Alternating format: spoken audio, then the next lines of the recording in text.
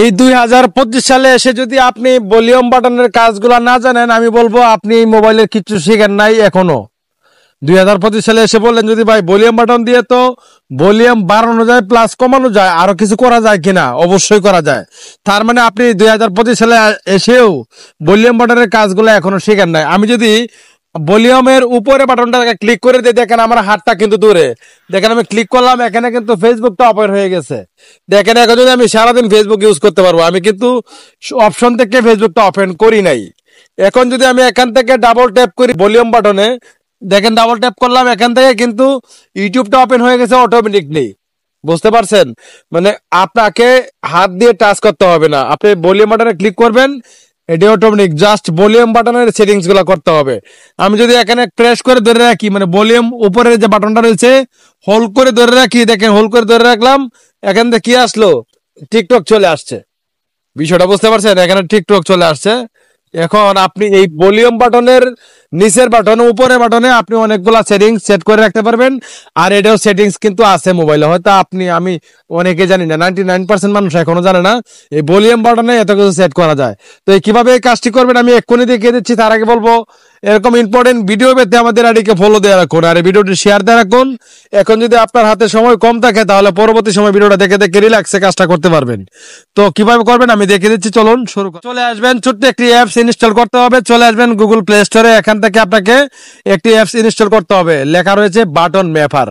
Just এই অ্যাপসটা ছোট্ট একটি অ্যাপস, মাত্র 3 MB একটি অ্যাপস, জাস্ট এটা ইনস্টল করবেন। আমি ইনস্টল করে নিলাম। এখন কিভাবে সেট করবেন এটা দেখাচ্ছি। জাস্ট স্ক্রল করে এদিকে আসবেন, এদিকে আসবেন, এখান থেকে দেখতে পাচ্ছেন এলাও ব্যাকগ্রাউন্ড ইউজ, জাস্ট আমরা এখানে ক্লিক করব, এখান থেকে এলাও ক্লিক করে দিব। আবার স্ক্রল করে দিকে আসবো, স্ক্রল করে দিকে আসবো, এখানে দেখতে পাচ্ছেন ওপেন সেটিংস, এখানে ক্লিক করব। এখানে ক্লিক দেওয়ার পরে এখানে দেখতে পাচ্ছেন বাটন ম্যাপার, এটাকে পারমিশন দিতে হবে আপনার ফোন থেকে। এই বাটন ম্যাপারে আমি ক্লিক করে দিলাম, আবার এলাও ক্লিক করে দিলাম, হয়ে গেল। এখন দেখতে পাচ্ছেন ভলিউম আপ ভলিউম ডাউন, আমি জাস্ট কি করব, ভলিউম আপে ক্লিক করব।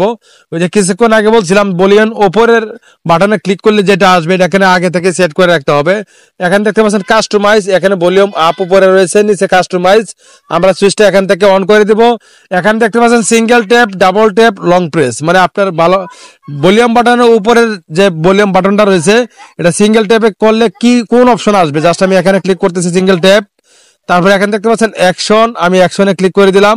এখানে দেখতে পাচ্ছেন অ্যাপ্লিকেশন, আমি অ্যাপ্লিকেশনে ক্লিক করে দিলাম। এখন আপনি যেই বাটনটা যেই অ্যাপটা আপনি সেট করবেন ঠিক এটা আপনি সেট করে রাখতে পারবেন। এখানে প্রথমে কি করব, এখানে ফেসবুকটা আমি সেট করে দিচ্ছি।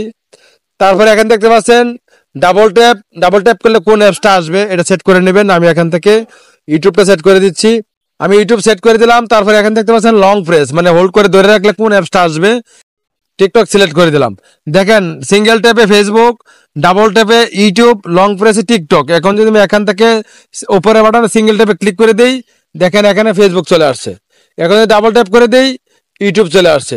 এখন হোল্ড করে ধরে রাখি টিকটক চলে আসছে। মানে এইভাবে আপনি এই সেটিংস গুলো করতে হবে। তো আমি এখান থেকে বাকি অপশন গুলো দেখাচ্ছি।